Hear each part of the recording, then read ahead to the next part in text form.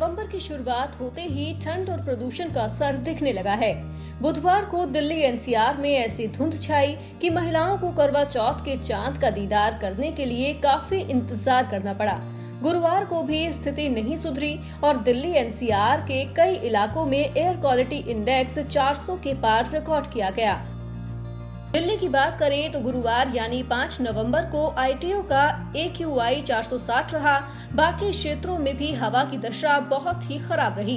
दिल्ली के आसपास के इलाकों की बात करें तो गुरुग्राम सेक्टर 51 का AQI 469, नोएडा सेक्टर 1 का 458, इंदिरापुरम का 469 और गाजियाबाद का 421 दर्ज किया गया। बुधवार देर रात तक दिल्ली एनसीआर पर धुंध की घनी चादर छाई रही। प्रदूषण के कारण लोगों को आंखों में जलन और सांस लेने में परेशानी का सामना भी करना पड़ा। वहीं बढ़ती ठंड और प्रदूषण के कारण कोरोना अपना शिकंजा फिर कसने लगा है। गौतम बुद्ध नगर में पिछले 24 घंटे में कोरोना संक्रमितों के मामले में रिकॉर्ड उछाल आया है। स्वास्थ्य विभाग ने बीते 24 घंटे में कोरोना संक्रमण के जो आंकड़े जारी किए हैं वो काफी डराने वाले हैं।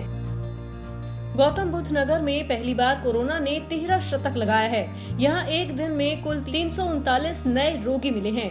इसके साथ संक्रमितों की संख्या बढ़कर 18,679 हो गई है। जिले में अब तक 68 लोगों की संक्रमण से जान जा चुकी है, जबकि 117 लोग कोरोना को मात देकर घर वापसी कर चुके हैं। अब तक 18,679 मरीज घर वापसी कर चुके हैं। जिले में अब कुल एक्टिव केस मात्र 1,443 हैं, जिनका इलाज नोएडा के विभिन्न अस्पतालों में चल रहा है। त्योहारों के कारण लॉकडाउन में जो छूट मिली है उसका असर दिखाई देने लगा है। गौतम बुद्ध नगर में कोरोना का आंकड़ा तेजी से बढ़ा है। एक दिन में रिकॉर्ड 339 केस दर्ज किए गए हैं। जिले में कोरोना का पहला केस 8 मार्च को आया था और उसके बाद ये पहली बार है जब जिले में कोरोना का आंकड़ा 300 के पार कर गया है।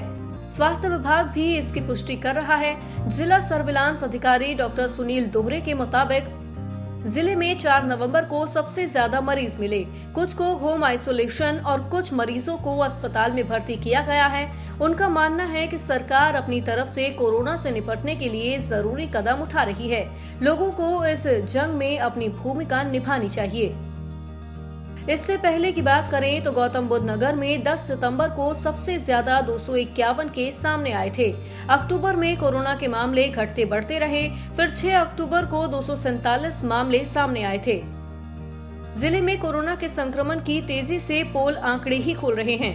8 मार्च को पहला केस सामने आने के बाद 30 जुलाई को संक्रमितों की संख्या 5,000 के पार पहुंची थी।